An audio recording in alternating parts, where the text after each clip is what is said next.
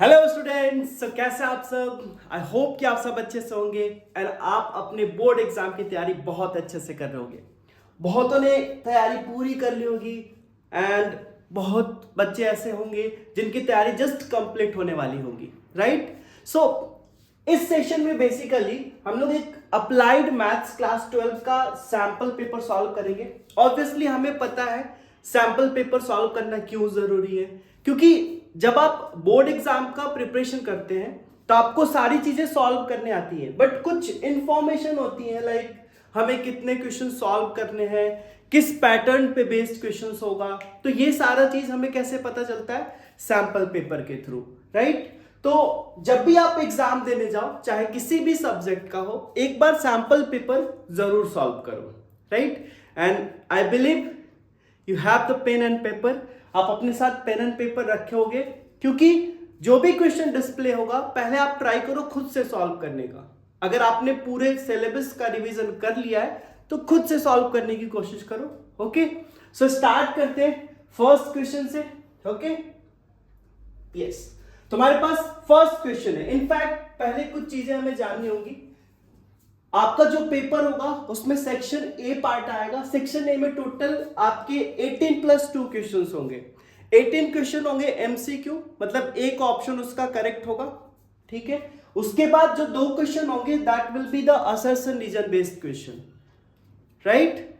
Okay, so हमारे पास total जैसे 1 to 18 हमारे पास क्या आएंगे, टोटल एमसीक्यू होंगे, मल्टीपल चॉइस क्वेश्चंस होंगे, जिसमें से एक ऑप्शन आपको करेक्ट चूज करना है। बाकी जो 2 क्वेश्चंस होंगे 18 के बाद 19 20, वो भी 1 मार्क्स के होंगे, but yes that will be assertion reason based questions. आपको असर्शन दिया जाएगा एंड रीजन दिया गया, उसके अकॉर्डिंग आपको क्वेश्चन को आंसर करना होगा, राइट। सो आइए स्टार्ट करते हैं। Very first question, question number 1। Question बोला जा रहा है आपसे, the area in square units bounded by the curve y is equal to root x, the x axis x is equal to 1 and x is equal to 4। मतलब हमें area bound find out करना है कि कितना area bound हो रहा है। कब एक कर्व दिया हुआ आपको y is equal to root x, x axis x is equal to 1 and x is equal to 4, right. तो सबसे पहले आप ट्राई करोगे प्लॉट करने का, है ना। सबसे पहले आप इसको प्लॉट करके एक बार देख लो। अगर आप यहां से जस्ट समझो, अगर आपको ये देखोगे तो आपको किस फॉर्म में दिया हुआ है, y is equal to root x. अगर दोनों साइड स्क्वायर करते हो, दोनों साइड स्क्वायर करते हो तो क्या मिलेगा, x बराबर y स्क्वायर, है ना। x बराबर y स्क्वायर, राइट ना, ऐसा ही मिल रहा है, x बराबर y स्क्वायर। मतलब यहां पे जो आपको कर्व मिल रहा है, अब ये सोचो y square is equal to x वाला पैराबोला आपको मिलेगा यहां पे, है ना। y square is equal to x वाला, तो y square is equal to x वाला मतलब कौन सा पैराबोला होगा आपका, ये वाला, है ना, ये वाला पैराबोला होगा, ठीक है ना, ये वाला पैराबोला होगा। बट यस आपको ये चीज भी दिया हुआ है, ये चीज भी दिया हुआ है कि y is equal to root x, y is equal to root x मतलब अब ये रूट एक्स का मतलब क्या होगा, बस ध्यान देना, ये अगर कर्व बना रहे हो तो ये पूरा हो गया, है ना। बट यहां पे लिखा हुआ y is equal to root x, और रूट एक्स क्या होगा, ऑलवेज पॉजिटिव होगा या जीरो होगा, है ना। रूट एक्स क्या होगा, या तो जीरो होगा या जीरो से बड़ा होगा, मतलब y भी क्या हो जाएगा, जीरो होगा या उससे बड़ा होगा। दैट मीन्स आपको ये वाला जो कर्व है ये छोड़ना पड़ेगा, क्योंकि इस केस में आपका y क्या हो जा रहा है, नेगेटिव हो जा रहा है, ठीक है। सो ये हो गया। उसके बाद आपको क्या क्या कहां पे एरिया फाइंड आउट करना है। So this is the curve now, y is equal to root x, ये हो गया आपका y is equal to root x का ग्राफ, ठीक है। y is equal to root x का ग्राफ ये हो गया हमारे पास। अब अगर आप ध्यान से देखो, x is equal to 1, x is equal to 1 का मतलब, x इज इक्वल टू 1 का मतलब यहां पे कोई graph, x is equal to 1, ये 1 हो गया, and x is equal to 4, x is equal to 4 मतलब समाओ x इज इक्वल टू 4, ये लाइन हो गया, ठीक है। x is equal to 1, x is equal to 4 and y is equal to root x, and साथ ही आपको दिया हुआ है x एक्सिस, मतलब ये वाला चीज। तो इन चारों के द्वारा 1 2 3 4 के द्वारा एक एरिया बाउंड हो रहा है, and basically this is the area. यही आपको एरिया फाइंड आउट करना है ना। यही आपको एरिया फाइंड आउट करना है। कैसे करेंगे? सिंपल सा इंटीग्रेशन है ना। हम क्या करेंगे, इस कर्व को इंटीग्रेट कर देंगे तो एरिया क्या हो जाएगा, area is equal to integration 1 to 4 और इस वाले कर्व का इंटीग्रेशन कर देंगे that is root x dx। ऐसा ही करेंगे ना। अब अगर आप इसको सॉल्व करते हो ऑब्वियसली रूट एक्स को लिख सकते हो x to the power 1/2 dx और ये हो जाएगा आपका 1 से 4 और इसको अगर सिंप्लीफाई करो तो इसका इंटीग्रेशन क्या हो जाएगा, x के power 1/2 plus 1 divided by 1/2 plus 1 and limit लगा दो आप 1 to 4। ठीक है। अब देखो अगर इसको सिंप्लीफाई करते हो तो क्या आएगा, x के पावर 3/2 और यहां पे भी आएगा आपका 3/2 और ये हो जाएगा आपका 1 से 4 तक। अब इसको सिंप्लीफाई कर लो आपको आंसर मिल जाएगा। ये चला जाएगा 2 दैट इज 2/3 हो जाएगा आपका फर्स्ट और उसके बाद लिमिट रखो तो 4 के पावर 3/2 माइनस 1 के पावर 3/2। सो यहां से हो गया आपका 2/3 और इसको सॉल्व करो देखो 4 टू द पावर 3/2 है तो 4 को लिख सकते हो 2 square and raise to the power 3/2 तो इससे ये कट जाएगा, कितना हो जाएगा 2 की पावर 3 माइनस 1 मतलब 2 की पावर 3 8 माइनस 27 7 2 14 सो 14/3 स्क्वायर यूनिट्स। यही हो जाएगा area bounded by the curve. आया समझ में, area bounded by the curve. Clear है, कोई डाउट नहीं ना। बस आपको ये कर्व का ध्यान रखना है ना। नीचे वाला कर्व आप नहीं लो रहे, नीचे वाला कर्व लेते तो फिर इसका एरिया डबल हो जाता 28/3 हो जाता, बट वैसा यहां पे नहीं है। ठीक है, ओके। अब आ जाइए नेक्स्ट क्वेश्चन की तरफ। ओके, सो इसका ऑप्शन आपने देख लिया होगा ना 14/3 that means option C will be correct. Next question देखा जाए। नेक्स्ट क्वेश्चन हमारे पास sampling which provides for a non-zero equal chances of selection। यहां पे क्या बोला, जरा ध्यान से देखना, यहां से क्या बोला जरा आपको, non zero equal chances of selection है ना। तो ये किस केस में पॉसिबल है, ओनली पॉसिबल है आपका प्रोबेबिलिटी सैंपलिंग में है ना। किस में पॉसिबल है ये चीज पॉसिबल है आपका प्रोबेबिलिटी सैंपलिंग में, प्रोबेबिलिटी सैंपलिंग में पॉसिबल है। आपने ये चीज तो फिगर आउट कर लिया कि ये प्रोबेबिलिटी सैंपलिंग में पॉसिबल होगा। अब आपको ये फिगर आउट करना होगा कि इसमें से प्रोबेबिलिटी सैंपलिंग है कौन सा। तो ऑब्वियसली सिस्टेमेटिक सैंपलिंग है, प्रोबेबिलिटी सैंपलिंग है ये प्रोबेबिलिटी सैंपलिंग नहीं है, ये भी प्रोबेबिलिटी सैंपलिंग नहीं है, ये भी नहीं है। दैट मींस करेक्ट आंसर इसका क्या हो जाएगा, इसका करेक्ट आंसर हो जाएगा systematic sampling, systematic sampling, right. Systematic sampling होगा। लाइक अगर आप कोई टॉस करते हो तो हेड आने का भी प्रोबेबिलिटी 1/2, टेल आने का भी प्रोबेबिलिटी 1/2 है ना, मतलब नॉन जीरो है, राइट। ऐसा आप थोड़ी बोल सकते हो कि हेड आने की प्रोबेबिलिटी 0 होगी, पॉसिबल नहीं है।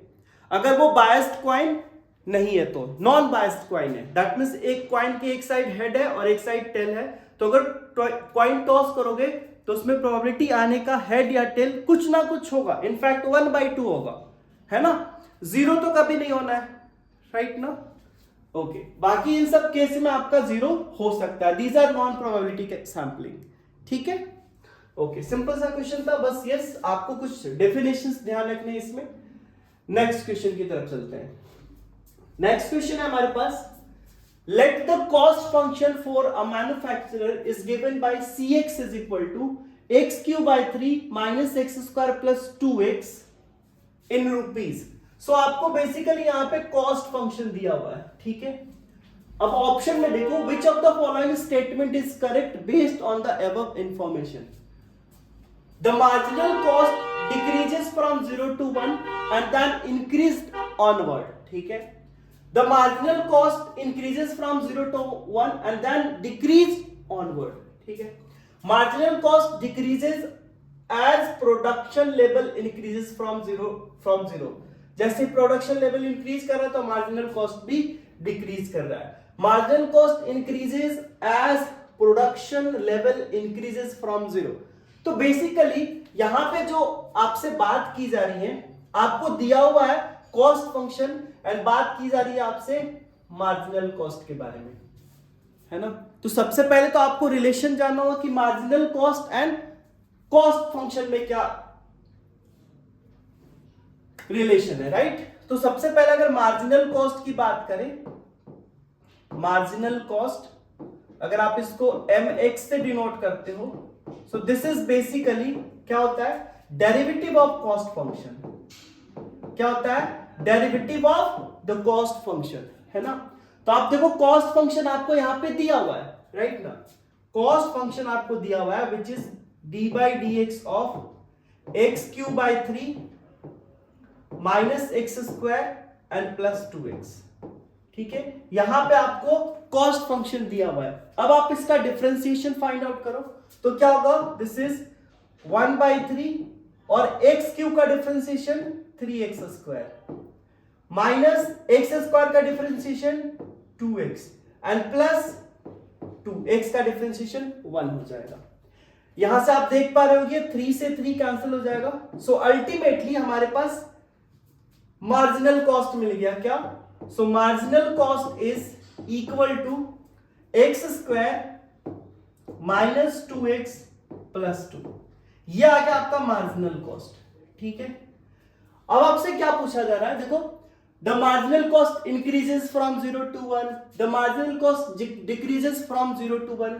अब आपको पता करना है कि ये जो मार्जिनल कॉस्ट है कब इंक्रीज कर रहा है, कब डिक्रीज कर रहा है ना। वो इंटरवल बेसिकली आपसे यहां पे पूछा गया है। मतलब इसका अब हमें क्या पता करना है, इसका पता करना है कि ये कब इंक्रीज कर रहा है एंड कब डिक्रीज कर रहा है, वही आपका ऑप्शन है। तो अगर इसका इंक्रीज डिक्रीज हम इंटरवल फाइंड आउट करना चाहते हैं तो क्या करना होगा, इसका डेरिवेटिव, राइट। दैट मींस अब आप फाइंड आउट करोगे क्या, m dash x, derivative of marginal cost. So m dash x अगर फाइंड आउट करते हो तो क्या मिलेगा, x स्क्वायर का डेरिवेटिव 2x एंड माइनस 2 हो जाएगा। कांस्टेंट का तो 0 होता है, यहां से आप देखो 2 कॉमन ले सकते हो, that will B x minus 1। यह आ गया आपका m डैश x। अब आपको पता करना है कि ये कब इंक्रीज कर रहा है एंड कब डिक्रीज कर रहा है, राइट। इधर को हटाते हैं एक बार। अब इसके बाद हमें पता करना है कि मार्जिनल कॉस्ट कब आपका इंक्रीज कर रहा है, कब डिक्रीज कर रहा है। तो आप क्या करोगे, साइन स्कीम प्लॉट करोगे, है ना। तो सबसे पहले हम क्या करते हैं, sign scheme minus infinity to plus infinity. इसको अगर 0 करते हो, that is m dash x को अगर आप 0 करते हो तो यहां से आपको क्या मिलेगा, x बराबर 1 मिलेगा। ये आपका क्रिटिकल पॉइंट हो गया। तो x 1 यहां पे रख दो, ठीक है। यहां पे हम क्या प्लॉट कर रहे हैं, this is sine scheme of m dash x, है ना। m डैश x का साइन स्कीम हम यहां पे प्लॉट कर रहे हैं, ठीक है। ओके, अब देखो यहां पे आपका 1। अब इस केस में अगर आप 1 से ज्यादा लेते हो, लेट्स से आपने ले लिया 2, m x के जगह पे 2 ले लिया, तो x के जगह पे 2 रखोगे तो 2 माइनस 1 1 जो कि पॉजिटिव है, दैट मींस 1 से ज्यादा लोगे तो आपको पॉजिटिव मिलेगा। और अगर 1 से कम करते हो, जैसे मान लो कि हमने रख दिया यहां पे 0, तो 2 इंटू 0 माइनस 1 क्या मिल रहा है आपको, नेगेटिव। दैट मींस यहां पे हमें नेगेटिव मिल रहा है, राइट। अब हमें क्या पता है, हमें यही पता है ना, हमें यही पता है कि जब फंक्शन का डेरिवेटिव ग्रेटर देन 0 होता है तो फंक्शन इंक्रीजिंग होता है ना। तो इस केस में आपको क्या मिल रहा है, देखना जरा ध्यान से। इस केस में आपको मिल रहा है m dash x is less than 0, और इस रीजन में आपको क्या मिल रहा है, m dash x is greater than 0। इसका मतलब इस वाले इंटरवल की बात की जाए, अगर 1 से ज्यादा की इंटरवल की बात की जाए तो इसमें आपका क्या है, इंक्रीजिंग है mx, है ना। और इसमें क्या आपका डिक्रीजिंग है mx, ठीक है। मतलब 0 से 1 तक डिक्रीज कर रहा है एंड 1 से ज्यादा बढ़ते हैं तो इंक्रीज कर रहा है। आप देख लो, the marginal cost decreases from 0 to 1 of course अगर 0 से लेंगे यहां से तो 0 से 1 आपका क्या कर रहा है, डिक्रीज कर रहा है, and then increases onward, and इसके बाद आपका क्या हो रहा है, इंक्रीज करता चला जा रहा है. Right now the marginal cost इस इंटरवल में आपका क्या कर रहा है, डिक्रीज कर रहा है, एंड देन उसके बाद इंक्रीज करता हुआ चला जा रहा है. यानी option A will be correct. ऐ समझ में? ठीक है, अब आ जाइए नेक्स्ट क्वेश्चन की तरफ. ओके, नेक्स्ट क्वेश्चन है आपके पास द एब्सोल्यूट मिनिमम वैल्यू, है ना, the absolute minimum value of the function fx is equal to 4x minus 1 upon 2x square in interval -2 to 9/2, दोनों क्लोज इंटरवल है ना. इस आपके पास ऑप्शंस दिया हुआ है, तो इसका हमें मिनिमम वैल्यू फाइंड आउट करना है. ऑफ कोर्स हमें पता है या तो ग्राफिकल अप्रोच अप्लाई कर सकते हो या फिर डेरिवेटिव से हम जा सकते हैं, है ना. तो अगर डेरिवेटिव से चले यहां पे तो f dash x find out करो सबसे पहले. f डैश x क्या हो जाएगा आपका, सो f डैश x हो जाएगा यहाँ पे 4x, तो इसका हो जाएगा 4 माइनस 1/2 और x स्क्वायर का डेरिवेटिव क्या हो जाएगा 2x. मेरे ख्याल से यहाँ पे कोई दिक्कत आपको नहीं होना चाहिए. दैट मीन्स 4 माइनस x आ गया. This is f dash x. अब क्या फाइंड आउट करते हैं हम, क्रिटिकल पॉइंट्स, है ना. तो क्रिटिकल पॉइंट क्या हो जाएगा यहाँ पे, अगर क्रिटिकल पॉइंट की बात करें, क्रिटिकल पॉइंट के लिए क्या करते हैं हम, f डैश x को 0 करते हैं. That means 4 minus x is equal to 0. So यहां से आपको x बराबर क्या मिल गया, 4 मिल गया. ठीक है, x बराबर आपको 4 मिल गया. अब देखो 4 इस दोनों के बीच में लाई कर रहा है, मतलब आपके पास नंबर क्या क्या मिल रहा है, जरा देखना. नंबर मिल रहा है आपको -2 भी आ रहा है, 4 भी आ रहा है, एंड 9/2 भी आ रहा है. इसी के बीच आपको बात कर रहा है, इसी के बीच आपको एब्सोल्यूट मिनिमम पता करना है ना. मतलब इन सब में मिनिमम. तो 4 आपका क्रिटिकल पॉइंट है ना, 4 आपका क्रिटिकल पॉइंट है. इस पॉइंट पे आपका मैक्सिमम वैल्यू भी मिल सकता है, मिनिमम भी मिल सकता है, या कुछ भी नहीं मिल सकता है, नाइदर. इसमें से कुछ भी मिल सकता है, हमें नहीं पता है ना, हमें नहीं पता है कि मैक्स. अब चाहो तो चेक कर सकते हो, बट अभी हमें चेक करने की जरूरत ही नहीं है ना. हमें यह पता करना है कि इन तीनों x के वैल्यू पे, इन तीनों x के वैल्यू पे y का वैल्यू क्या आ रहा है, तभी तो पता चल जाएगा, है ना. एक ऑप्शन है आप इंक्रीजिंग डिक्रीजिंग पता कर लो. जैसे मान लो यहां पे 4 है, ठीक हो, देखो मैं अलग अलग तरीके बताता हूं आपको. एक तरीका है कि आप सारा वैल्यू निकाल लो और जो इसमें से मिनिमम वैल्यू देगा वही आंसर हो गया, है ना. अगर x के जगह पे -2 रखते हो, x के जगह पे अगर -2 रखते हो तो क्या आएगा आपको, -2 रखोगे तो यहां से क्या मिलेगा, f -2 बराबर 4 2 जा -8 -1/2 इंटू 4, यानी कितना हो जाएगा -10. ठीक है, जरा f4 निकालिए. f4 कितना आ जा रहा है, f4 आ जाएगा आपका, f4 आएगा आपका 16 -1/2 इंटू 16, है ना. दैट मीन्स यहां से 8 आ गया. और 9/2 निकाल दो ना, f 9/2 अगर निकालते हो तो क्या आएगा, f 9/2 4 इंटू 9/2 -1/2 81/4, है ना. यहां से आप सॉल्व कर सकते हो तो सर्टेन वैल्यू आएगा. ऑफ कोर्स आप दिख रहा है सारा इंटीग्रल वैल्यू है ना. अब आपको पता करना है कि इसमें से मिनिमम कौन सा हो गया, ऑब्वियसली -10 आपका मिनिमम वैल्यू होगा, राइट. अगर मान लो इंटरवल की बात ना करते, है ना, तो हम क्या करते हैं बेसिकली, जो आपका f डैश x आया है, f डैश x कितना है 4 -x, इसका हम क्या करते हैं, साइन स्कीम प्लॉट करते हैं. इसका क्या करते हैं, साइन स्कीम. जरा समझना, ऑप्शन आपको आंसर आ चुका है by using the method, right. अब इस केस में साइन स्कीम अगर हम प्लॉट करें तो क्या हो जाएगा आपका, -∞ से +∞, और आपके पास 4 वैल्यू है. अब देखो जरा 4 से ज्यादा रख के देखो, 4 से ज्यादा रखते हो 5, तो 4 - 5 इधर आपको नेगेटिव मिलेगा. 4 से कम रखो, 3 रख दो, 0 रख दो, ऑलवेज आपको पॉजिटिव मिलेगा। मतलब यहां पे आपका क्या हो रहा है, इस इंटरवल में आपका इंक्रीज कर रहा है और इस इंटरवल में डिक्रीज कर रहा है। मतलब कुछ ऐसे चल रहा है, ऐसे चल रहा है। इस वाले में क्या रहा है, इंक्रीज हो रहा है। इंक्रीज मतलब किस तरह से, ऐसे इंक्रीज करता हुआ जाएगा, इंक्रीज करते जाएगा। जैसे ही 4 आया यहां से डिक्रीज करने लगेगा, है ना, डिक्रीज करने लगेगा।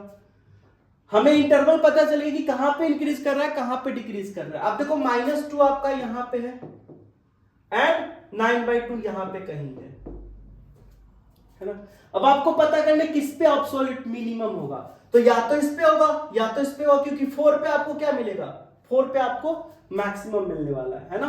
4 पे क्या मिलेगा आपको, मैक्सिमम वैल्यू मिलने वाला। तो या तो -2 पे या फिर 9/2 पे। तो आप ये वैल्यू निकाल देते, ये वैल्यू निकाल देते, ये वैल्यू ज्यादा कम है, इसलिए this will be the answer. आया समझ में। तो इस तरीके से भी आप इस क्वेश्चन को सॉल्व कर सकते हो, मल्टीपल वे, है ना। एक तो आपके पास है, ग्राफ से कर सकते हो पता, ठीक है। आ जाइए अब next question. Okay, so question हमारे पास, for the purpose of t test of significance, for the purpose of t test of significance, a random sample size n2025। तो यहां पे रैंडम सैंपल साइज आपको 2025 दिया हुआ है, ठीक है। is drawn from a normal population, okay, normal population, then the degree of freedom, so yes, degree of freedom ये सिंपल सा फॉर्मूला पे दिया हुआ है। degree of freedom क्या हो जाएगा, that means ये कितना हो जाएगा, this will be n-1 which is 2025 -1 which is 2024। ये हो जाएगा आपका ऑप्शन डी, राइट। ये समझ में आ गया, मेरे ख्याल से इसमें कोई दिक्कत आपको नहीं होना चाहिए, राइट। अब आ जाते हैं नेक्स्ट क्वेश्चन की तरफ। ओके, नेक्स्ट क्वेश्चन है the constants of a linear programming problem, question number 6, along with their graph is shown below। x plus 2y greater than equal to 3, x greater than equal to 10, y greater than equal to 0, है ना। ये देखो, ये आपका line दिया हुआ है, x plus 2y greater than equal to 3 मतलब इसका इधर पार्ट, उसके बाद x greater than equal to 10 मतलब इसका इधर पार्ट, y greater than 0 मतलब इसका अपर पार्ट, है ना। तो अगर इन सबको कंबाइन करो तो आपके पास एक रीजन बनेगा, है ना। आपके पास क्या बन रहा है, एक रीजन बन रहा है जो कि आपको दिख रहा है। अब देखो, ये इधर बोल रहा है, ये इधर बोल रहा है, ये इधर बोल रहा है, तीनों कहां पे मिल रहा है, इस वाले पार्ट पे, तीनों आपका इस वाले पार्ट पे मिल रहा है ना। ये आपका बन रहा है रीजन, शेडेड रीजन आपका यही है। क्लियर है, इसमें कोई दिक्कत, कोई डाउट नहीं होना चाहिए। अब आपसे क्वेश्चन बेसिकली पूछ क्या रहा है, क्वेश्चन ये पूछ रहा है कि which of the following inequality may be removed so that the feasible region remains the same in above graph।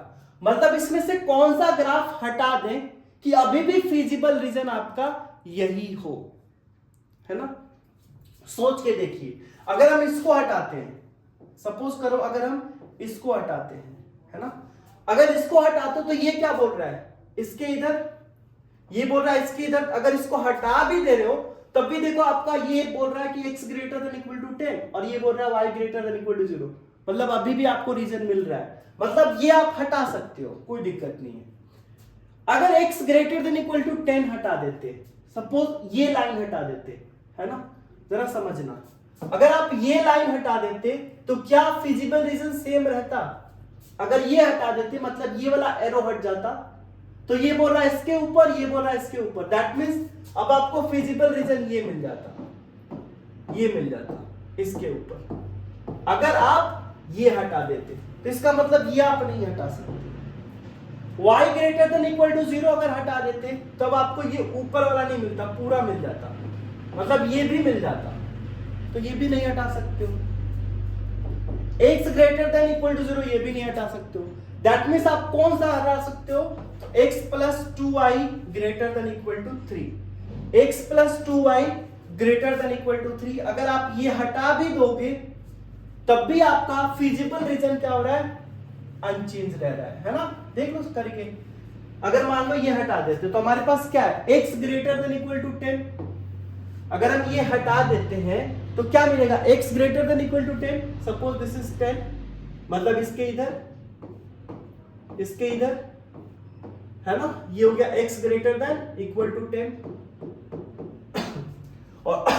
और दूसरा आपका क्या है, y greater than equal to 0, y greater than equal to 0 मतलब इसके ऊपर इसके ऊपर इसके ऊपर, है ना। अब देखो दोनों में कॉमन क्या है, ऑब्वियसली ये कॉमन आ रहा है, दोनों में आपका कॉमन क्या आ रहा है, ये वाला पार्ट, ये वाला पार्ट दोनों में कॉमन आ गया, मतलब ये फिजिबल रीजन हो गया। तो अगर आपका ये लाइन नहीं भी हो, ये वाला line x plus y x plus 2y greater than equal to 3, तभी भी आपका फिजिबल रीजन यही रहेगा। दैट मीन्स किसको हटा सकते हो आप, तो इस कांस्टेंट्स को आप हटा भी दोगे तो आपका feasible region will remain unchanged. ठीक है, ओके। अब आ जाते हैं नेक्स्ट क्वेश्चन की तरफ। Okay, interesting question. Question number 7 आपसे बोला जा रहा है, a player rolls one fair die. अब देखो फेयर डाई यहां पे बोलने का मतलब है, अगर डाई फेयर है इसका मतलब हर एक नंबर आने की प्रोबेबिलिटी क्या हो जाएगी, इक्वल होगी, है ना। अगर डाई को आप थ्रो करते तो आपको क्या मिल सकता है, 1 2 3 4 5 6। अब आपसे पूछा है कि 4 की प्रोबेबिलिटी क्या है, तो 1/6 है ना। 5 की प्रोबेबिलिटी 1/6, 6 की प्रोबेबिलिटी 1/6, मतलब कोई सा भी नंबर आने की प्रोबेबिलिटी यहां पे क्या है, इक्वल होगी, दैट विल बी 1/6। यही होता है फेयर डाई, है ना। ये हो गया फेयर डाई। अगर फेयर डाई नहीं होगा तो हो सकता है उसमें 6 ज्यादा है, राइट ना।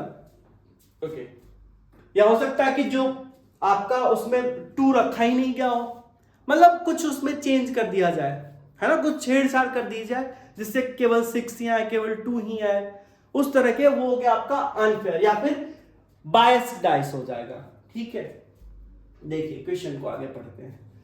क्या बोला जा रहा है, if the die shows an odd number the player wins the value that appears on the die. अच्छा, जब डाई को थ्रो करता है कोई प्लेयर तो उसपे जो ऑड नंबर आता है ना, उतना ही वैल्यू प्लेयर जीत जाता है। Okay, else loses half the value that appear on it। अगर ऑड के अलावा कुछ वैल्यू आता है तो ऑड के अलावा वैल्यू क्या आ गया, इवन। तो इवन जब आता है तो उसका हाफ क्या होता है, वो लॉस कर देता है।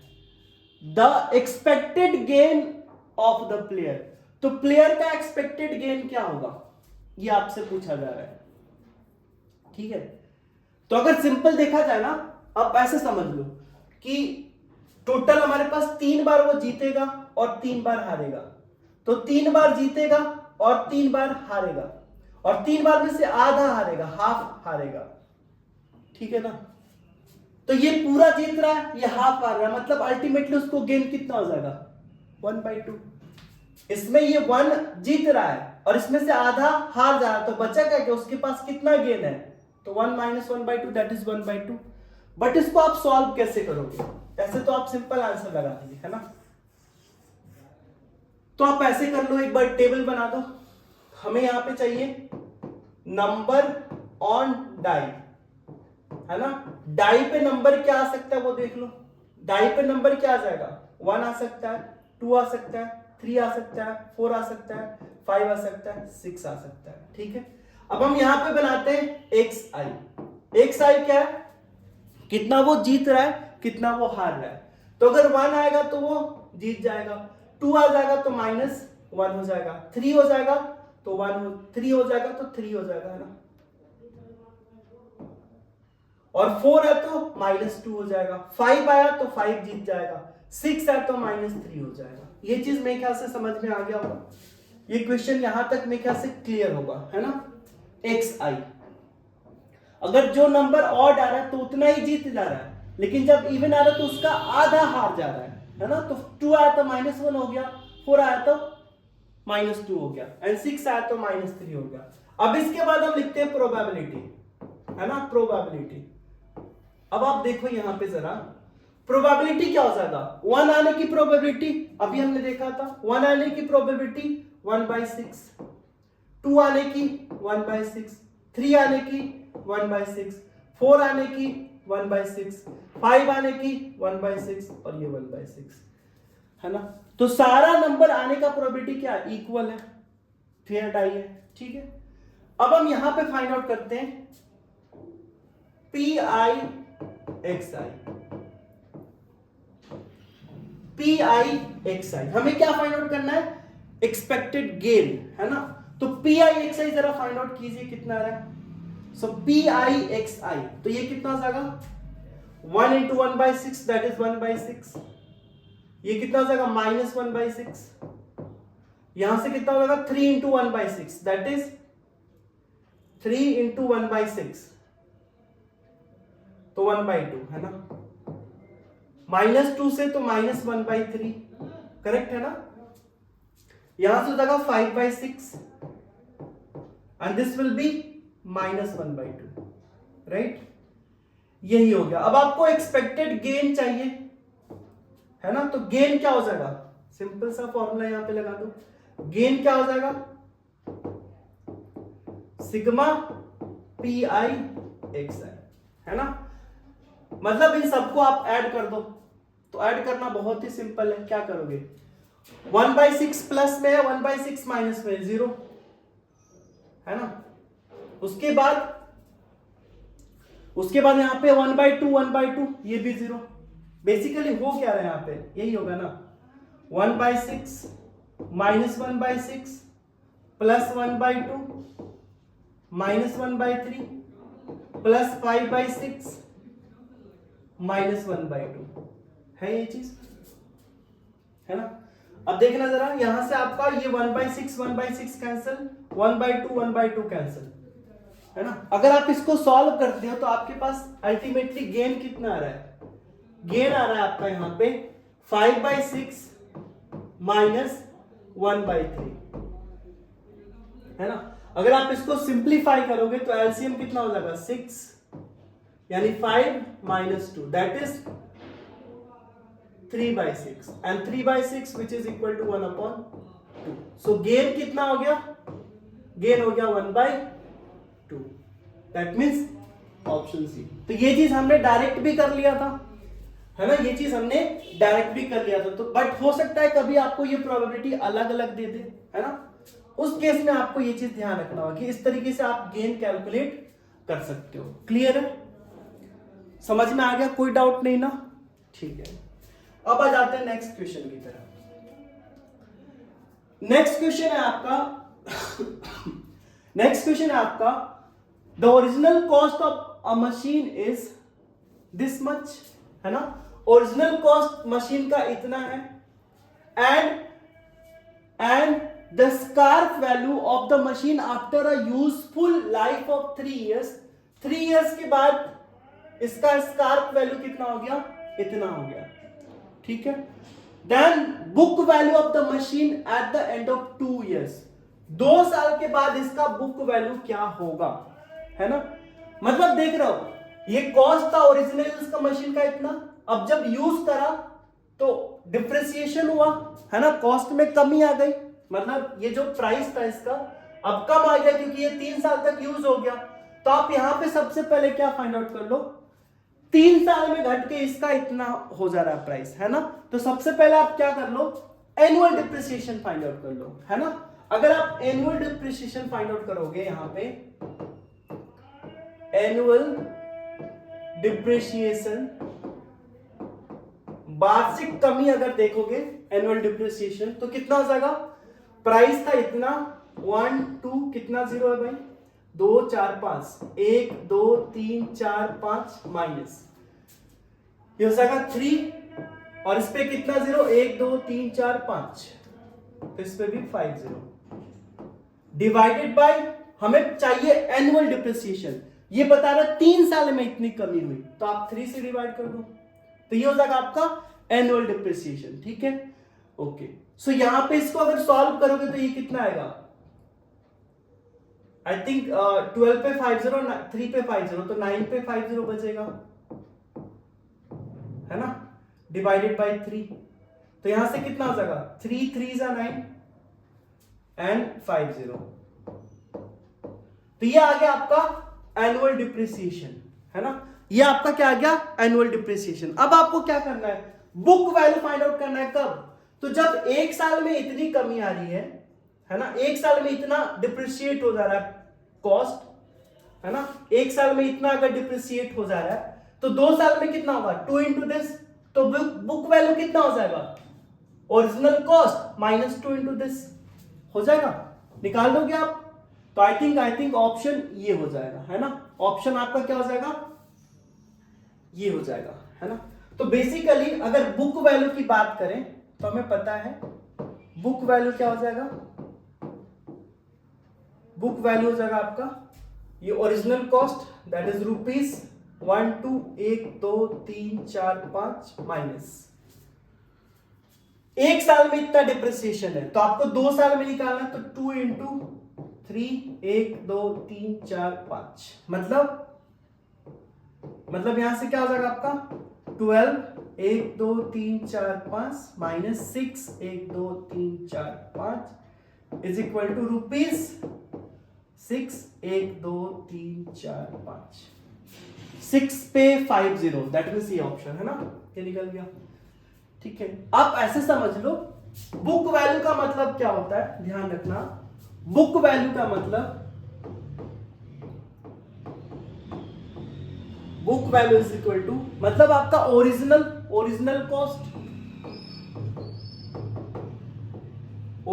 Cost minus total accumulated depreciation, है ना। क्या हो जाएगा book value, original cost minus total accumulated depreciation. तो हमने 2 साल का डिप्रिसिएशन इतना देखा, 2 साल में, 1 साल में इतना हो गया, हमने एनुअल डिप्रिसिएशन फाइंड आउट किया, तो 1 साल में इतना हो रहा है, तो 2 साल में 2 इंटू दिस। अब आपसे पूछता 9 साल में या फिर 4 साल में, 4 ईयर में, तो ये आप 4 से मल्टीप्लाई करके घटा देते तो बुक वैल्यू आपका फाइंड आउट हो जाता है। वही हमने लिखा है यहाँ पे टोटल एक्यूमुलेटेड डिप्रिसिएशन। आपसे पूछता 4 साल में, तो 4 इंटू 3 करते 12 माइनस 12 यानी 0, उसका बुक वैल्यू 0 हो जाता। क्लियर। 2.5 ईयर्स में पूछता तो 2.5 से मल्टीप्लाई करके कर लेते। तो ये सिंपल सा question, I hope it's clear to you. आया समझ में? ठीक है, अब जरा नेक्स्ट क्वेश्चन की तरफ बढ़ते हैं। क्वेश्चन नंबर 9 बोला जा रहा है a fish jumps out of the water surface and follow the parabolic path। मतलब सपोज करो ये आपका वाटर सरफेस है, दिस इज वाटर लेवल, यानी वाटर सरफेस। फिश यहां से जंप की एंड फॉलो पैराबोलिक पाथ, ऐसा पैराबोलिक पाथ उसको मिला। ठीक है, हुआ क्या फिर, 2x greater than equal to and 4, मतलब आप समझ सकते हो, सपोज करो ये ओरिजिन है आपका, तो 2 से 4 के बीच में अभी इसकी बात हो जा रही है। ठीक है, द फिश, हो सकता है यहां तक इसने पैराबोलिक पाथ किया और यहां के बाद यहीं से डिप कर गई, पॉसिबल है ना। तो यही बोला जा रहा है कि 2 से 4 के बीच में वो पैराबोलिक पाथ कवर की। ठीक है, the fish reaches the highest in the path at 3,1 पे वो हाईएस्ट पाथ रीच कर गई। The slope of the path of the fish at 3,1, इस पे आपका स्लोप फाइंड आउट करना है ना, सिंपल सा क्वेश्चन। इस पे आपको क्या करना है, स्लोप फाइंड आउट करना है। तो एप्लीकेशन ऑफ डेरिवेटिव पे बेस्ड ये क्वेश्चन है आपका। ठीक है, स्लोप फाइंड आउट करने के लिए क्या करते हैं, dy by dx, राइट। सो आपको y दिया हुआ है 6x minus x square minus 8, ठीक है, और dy by dx क्या हो जाएगा यहां से, सो dy by dx हो जाएगा इसका 6 माइनस 2x एंड 8 का आपको पता है 0 हो जाएगा, मतलब dy by dx आ गया आपका कितना, 6 माइनस 2x। ठीक है, अब आपको क्या करना है, यहां पे फाइंड आउट करना है स्लोप। तो dy by dx क्या रहता है, dy by dx this gives the slope of tangent. ये क्या देता है? Slope of tangent. अब आपको क्या फाइंड आउट करना है? यही तो करना है, the slope of the path. तो यहां पे जो मैक्स पॉइंट पे मिला था, है ना, यहां पे आपको स्लोप क्या होगा, राइट? तो यहां पे ऑफ कोर्स एक टेंजेंट बनेगा इस तरह का, यही इसी का स्लोप आपको फाइंड आउट करना है। तो क्या करो, dy by d x at x is equal to कितना? देखो 3,1 है, मतलब ये आपका x का वैल्यू होगा और ये y का वैल्यू होगा। तो हमें x के वैल्यू से मतलब है, तो 3, दिस इज इक्वल टू कितना हो जाएगा? 6 माइनस 2 इंटू 3, मतलब 6 minus 6 is equal to 0। Slope कितना आ गया? 0। स्लोप 0 आने का मतलब क्या हो गया कि जो वहां पे टेंजेंट बन रहा होगा, जो वहां पे टेंजेंट बन रहा होगा वो क्या होगा? एक्स एक्सिस के पैरेलल है। तो ऐसा भी क्वेश्चन आपसे पूछा जा सकता था, right? Tangent is parallel to x axis, y axis and options बहुत सारा दे सकता था, ठीक है?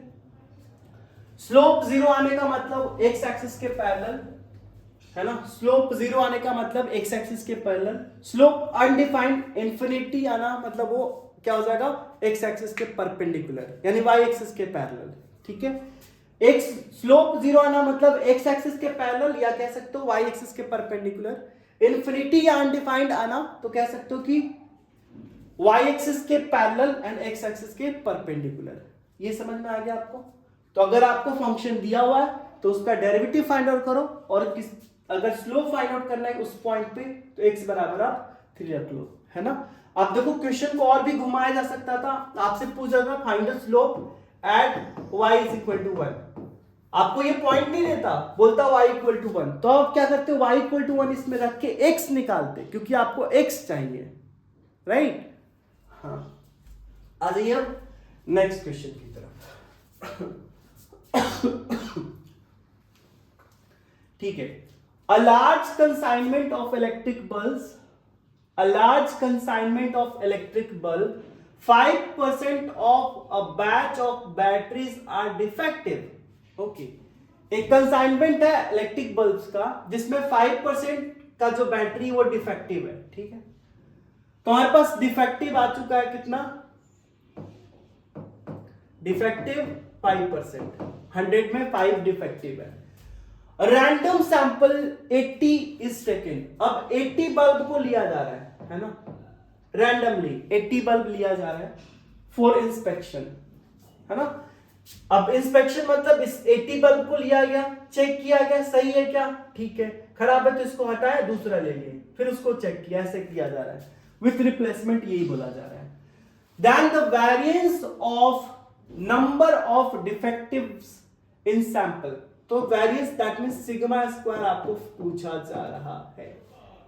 सो ये बाइनोमियल डिस्ट्रीब्यूशन का क्वेश्चन है क्या? देखो जरा, यहां पे आपको n पता है, n क्या दिया हुआ? सो n इज 80, है ना? टोटल सैंपल आपका कितना? 80 है। डिफेक्टिव की बात करें दैट मींस वो हो जाएगा p, कितना आपका? 5%। 5% का मतलब 5/20, सॉरी 5/100, मतलब 1/20, मतलब 20 बल्ब में से एक बल्ब आपका खराब है। तो 20 में से एक बल्ब अगर खराब है तो अच्छा कितना है? तो Q निकाल दो। Q क्या हो जाएगा? 1 minus P, which is 1 minus 1/20, मतलब 19/20, ठीक है? तो 20 में से एक बल्ब खराब है, इसका मतलब 20 में से 19 अच्छा है, ठीक है? तो यहां से आपको क्या निकालना है? वेरिएंस। वेरिएंस का सिंपल सा फॉर्मूला होता है is equal to NPQ, so simple, है ना? अब आपको n दिया हुआ है, p दिया हुआ है, q दिया हुआ है, आप रख लो, है ना? सो n देखना जरा, n बराबर 80, p आपका कितना है? 1/20, एंड q कितना है? 19/20। अब मेरे ख्याल से ये तो हो जाना चाहिए ना, करके देखते हैं। आंसर आई थिंक 19/5 होगा, है ना?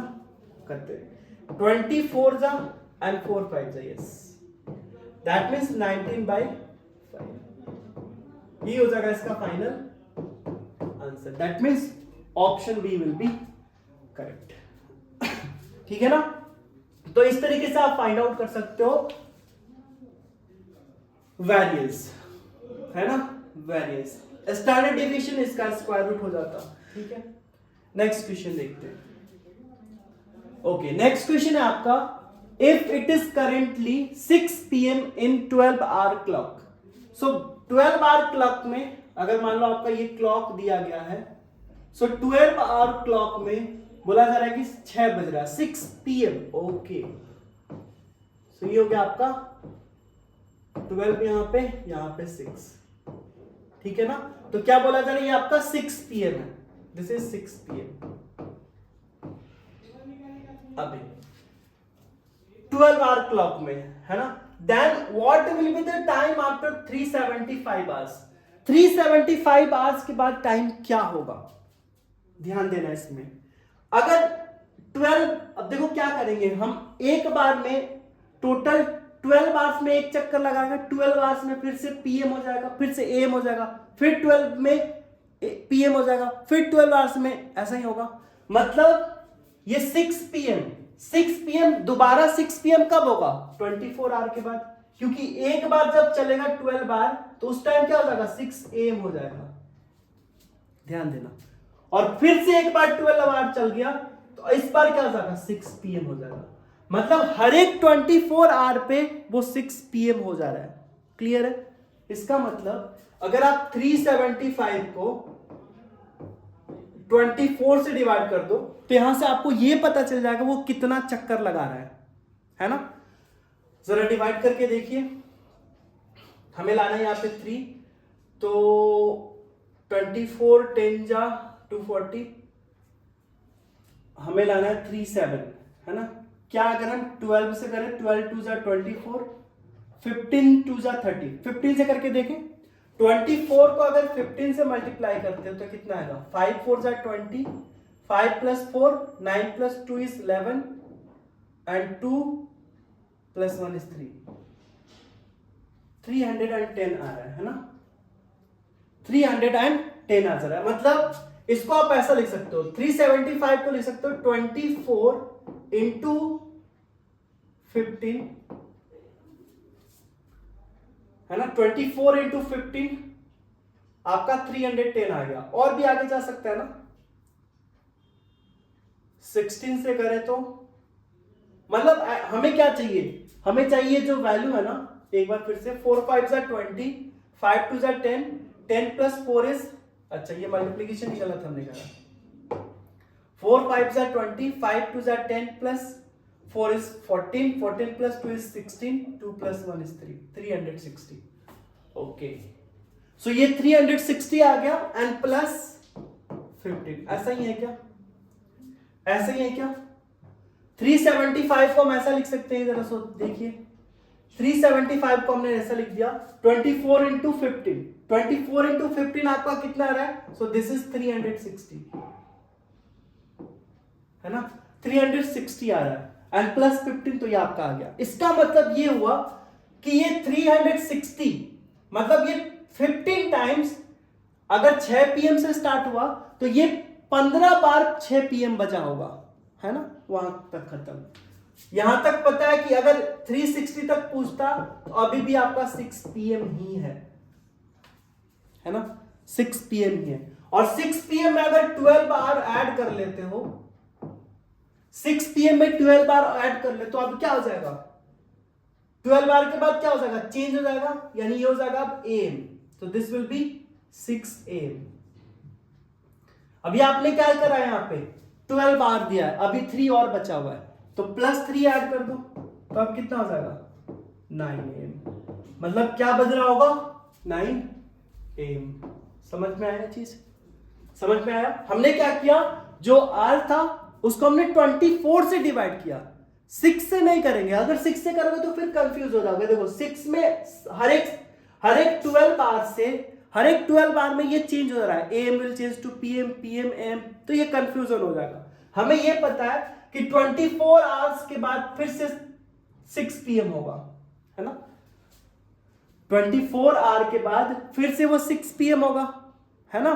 तो इसलिए हमने क्या किया, 24 से डिवाइड किया, ताकि हमें पता चल जाए कि 24 के मल्टीपल में मतलब यहां तक 6 PM ही था। इसके बाद अब आपका 12 बार, तो 12 बार ऐड किया तो हमने 6 PM के बाद क्या हो जाएगा, 6 AM हो जाएगा नेक्स्ट 12 बार में, है ना। मतलब जो शाम था वो सुबह का 6 बज जाएगा। अब इसमें 12 में 15 में से 12 हमने दिया, अभी भी 3 बच रहा है, तो 3 में 6 + 3 यानी 9 बच जाएगा, क्योंकि उस टाइम 6 AM है, तो ये फिर 9 AM हो जाएगा। That means correct option is option C. आया समझ में ना, कोई दिक्कत कोई डाउट नहीं। अब आ जाइए नेक्स्ट क्वेश्चन की तरफ। नेक्स्ट क्वेश्चन है आपका, the value of 1/x for the given value x belongs to -1/3 except 0। मतलब आपको ये दिया गया है कि x belongs to -1 to 3 except 0, है ना, एक्सेप्ट 0। क्लियर है, मतलब 0 को छोड़कर -1 से 3 के बीच में x है। मतलब कुछ इस तरीके से है, समझिएगा जरा। ये -∞ आपका +∞, -1, 0 एंड 3। ये बोला जा रहा है, पहले तो बोल दिया कि -1 से 3 के बीच में है, ठीक है, लेकिन फिर बोला गया कि नहीं 0 भी नहीं है, मतलब आप इसको भी छोड़ोगे, है ना, आप इसको भी छोड़ोगे, 0 भी नहीं लेना है। इसका मतलब क्या कह सकते हो कि x जो है आपका -1 से 0 के बीच में है ना, ये चीज लिख सकते हो। यूनियन क्या हो जाएगा आपका, x जो है आपका 0 से लेकर 3 के बीच में। इसको इंटरवल फॉर्म में लिख सकते हो कि x belongs to -1 to 0 union 0 to 3। ये हो गया x का, है ना, ये हो गया x का। बट आपसे पूछा जा रहा है कि 1/x किस इंटरवल में लाई करेगा, 1/x, है ना, 1/x किस इंटरवल में लाई करेगा। तो अगर देखो यहां पे अगर इस चीज को लो, बोला जा रहा है x greater then 0 and less than 3, 0 से बड़ा एंड 3 से छोटा। तो अगर हम इसका रेसिप्रोकल लेते हैं, लाइक 1/x कर देंगे तो क्या हो जाएगा, इनइक्वालिटी चेंज हो जाएगी, तो ये हो जाएगा 1/3 और ये हो जाएगा 1/0। मतलब 1/x क्या हो जाएगा, 1/3 से बड़ा एंड 1/0 इनफिनाइट। ठीक है, तो कह सकते हैं यहां पे कि 1/x belongs to 1/3 to infinity. ये चीज तो क्लियर है। हाँ, ये वाला ऑप्शन आपको दिख रहा होगा, सही है ना। अभी हमने एक पार्ट सॉल्व किया है जिससे आपको आंसर दिख रहा होगा, राइट। अब आपको ये भी तो दिया हुआ है कि x का जो वैल्यू है, -1 से बड़ा होना चाहिए एंड 0 से छोटा। ठीक है, अब देखो यहां जब भी नेगेटिव चीजें आए ना, जब भी जैसे देखो नेगेटिव से पॉजिटिव की तरफ आप चेंज कर रहे हो, यहां पे भी अगर 1/x करते हो तो यहां पे भी चेंज हो जाएगा 1/0 और यहां पे भी चेंज होगा -1/1 होगा।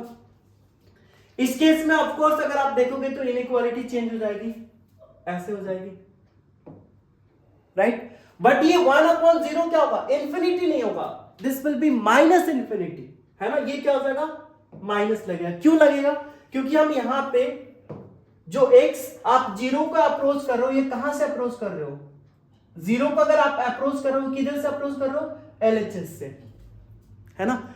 आप क्या कर रहे हो, 0 को LHS से अप्रोच कर रहे हो। अगर तो यहां से आपका क्या हो जाएगा, इसको मैं और अच्छे से क्लियर करता हूं। ये हो जाएगा 1/x -∞ से बड़ा एंड -1 से छोटा। दैट मीन्स यहां से क्या हो जाएगा, 1/x बिलोंग्स टू -1 -∞ टू -1, है ना। दैट मीन्स दोनों को अगर कंबाइन करके लिख दो तो क्या हो जाएगा आपका, क्योंकि दोनों यूनियन के साथ है, तो ये हो जाएगा x 1/x belongs to -∞ to -1 union 1/3 to infinity. That is option B will be correct. ठीक है, अब जरा आ जाइए एक ग्राफिकल अप्रोच लेते हैं। ये समझ में आ गया, ठीक है। देखो अब आपको पता है ना y इक्वल टू अगर 1/x के ग्राफ की बात करें, y इक्वल टू 1/x के ग्राफ की बात करें तो y इक्वल टू 1/x का ग्राफ कुछ इस तरीके से होता है। ये x axis, y axis, x dash and this one is y dash, ये ओरिजिन। अगर ग्राफ की बात करें तो y बराबर 1/x का ग्राफ ऐसा होता है।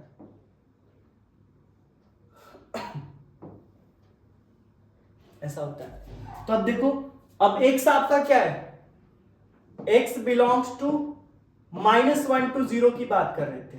जब x -1 से 0 होगा, जरा देखना ध्यान से, अगर -1 यहां पे होगा और 0 यहां पे होगा, तो जैसे ही देखो x 0 का अप्रोच कर रहा है, 1/x किसको अप्रोच कर रहा है, -∞ को। आ रहा है समझ में, अप्रोच कर रहा है ना, इसीलिए हमने इस ऐसा लिखा है। समझ में आ गया। जब आप देखो यहां पे सिंपल सा एकदम दिख रहा होगा आपको, ये -1 है और ये 0 है। जैसे ये 0 का अप्रोच कर रहा है तो ये क्या हो जा रहा है, -∞ की तरफ भाग रहा है। x आपका जैसे 0 के पास जा रहा है, 1/x क्या हो रहा है आपका, -∞ की तरफ जा रहा है, इसलिए हमने ये चीज करा। ठीक है। अब जैसे 0+ की तरफ जा रहे हो, 0+ की तरफ, तो ये +∞ की तरफ जा रहा है। तो जैसे 0+ हुआ था तो ये +∞ की तरफ जा रहा था। बाकी समझ में आ रहा होगा आपको, आया समझ में। तो ग्राफिकल अप्रोच से भी आप इसको देख सकते हो, बट ये चीज आपको आनी चाहिए क्योंकि अक्सर इस तरह का क्वेश्चन में आपसे पूछा जा सकता है। ठीक है, कोई दिक्कत, कोई डाउट मेरे ख्याल से नहीं होना चाहिए, राइट। ओके, अब जरा नेक्स्ट क्वेश्चन लिया जाए।